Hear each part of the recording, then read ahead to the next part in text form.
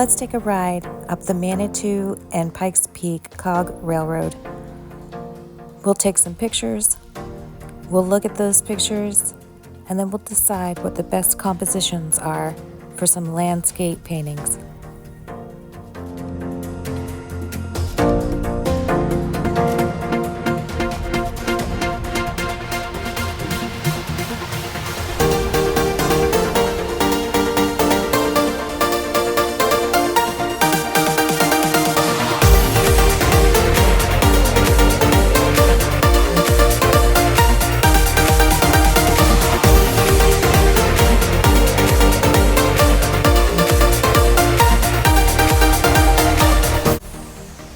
So the purpose of this video was to talk about composition for your landscapes. So I'm a landscape artist, and I just recently took a trip to Colorado with my family, and we're going to look at a few different types of landscapes that from some different places there in Colorado. And so the first one that I'm going to do is Pikes Peak. Pikes Peak is a 14,115 foot high summit on the Rocky Mountains. We did an awesome train ride up on the Pikes Peak Cog, which you saw at the beginning of this video. So now I'm going to look at some of the photographs that I took from the summit and kind of look at what would be a really good composition to paint to do for a painting. So here's two that are pretty similar. I like both of these. I think both of these would make a nice composition. When I'm talking about composition, a composition is just the arrangement of objects in your picture or arrangement of the elements of design. The elements of design are color, value, line, shape, space, texture, and form. We're really not talking about form because form is 3D. And we're going to do a two-dimensional painting out of this trip that I took. So I'm trying to choose some of the pictures that I might want to paint in my next set of paintings that I'm going to do. This one is really great. I love that it has such different texture. If you look at the front, the rocks are broken apart. I guess this happens because it gets so cold and icy at the very top in the winter, and it ends up breaking apart big rocks into smaller ones. So there's great texture, and there's different types of texture. So you've got this beautiful rock texture here, and then you have different types of textures throughout as you get further back, and that makes the depth of the picture look really nice. So this is a really great picture for a painting. Also the front of it contrasts with what's going on in the background. So that would be a great picture to paint. This one has the same types of things going on. What I do like about this is the lighting in this has some areas that are really a lot brighter, and it has this nice shadowed area. Probably there was a cloud overhead or something that's shadowed here. And then that kind of brings out these little pieces in the rocks at the front, where this one isn't shadowed quite as much. So this, maybe of these two, might be my top choice. It's really, they're both pretty similar. So let's look at the next set. Now, what I really liked about this one is I got looking at it and realized I had overlapped where I was standing, and these two actually, if I were to fold this, I can because it's photo paper, but they actually go together. It's almost the same picture, right?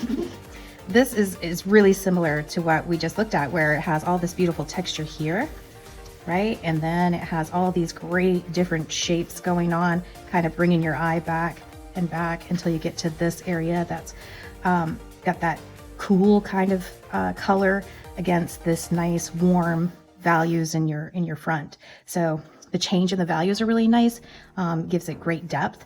Also lots of different texture, the lines creating movement through the picture. This would be a really nice painting. I'm thinking this might be the one that I do and just do a panoramic long composition and a long painting for this one. So that one I think is going to be like the top of my list maybe.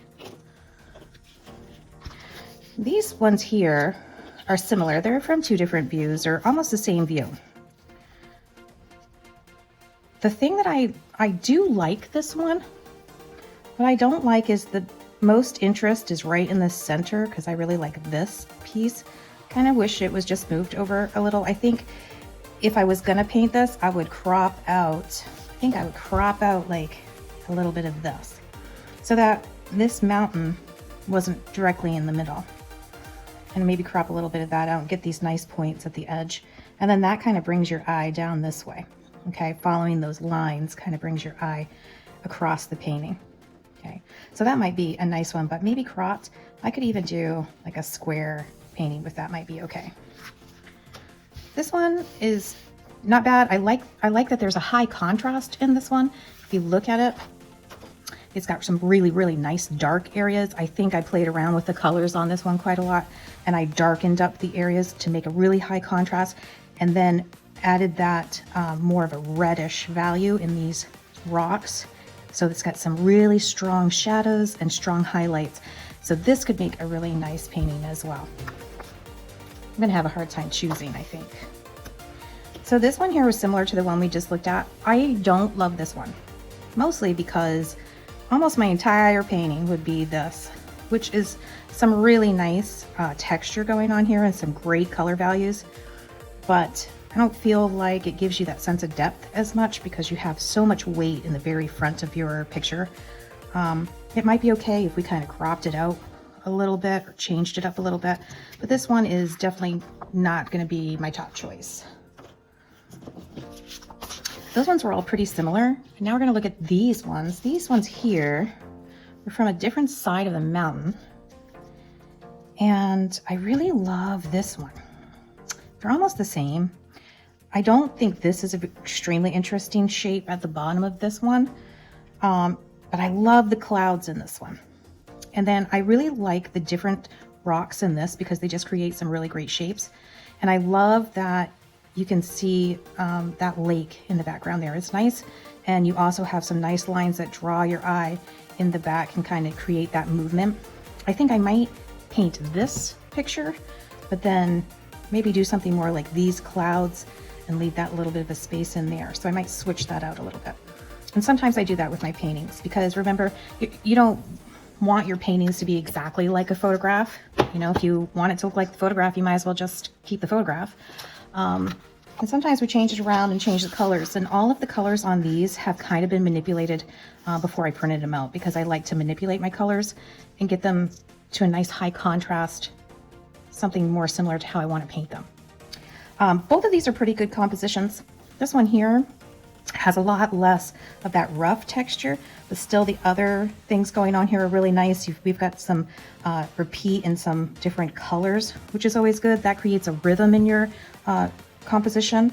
And so a rhythm is when you have that repeat. Also, like the repeat and the shapes of your mountains are really nice. And it goes from really dark here, and you can see that there's lighter values as you go back, creating that distance again, which pretty much all of these pictures have. So this would make a really nice composition, a good painting. Still maybe not my top choice. This one I really like the composition of. I guess I just really like the foreground having all of that texture and then the change in the colors as you go back to give you again that value. And I love that this has the view of the lake from above. You can kind of see really how high up you are in some of these pictures from the distance and the change in the value and color. So I hope that helped you. My plan is from this video, I'm going to start a couple of these paintings and I will videotape them and, do a little video tutorial of the actual painting. They'll also be for sale on my website on Etsy. So stay tuned for those videos, like and subscribe so you'll know when they come out. See you next time.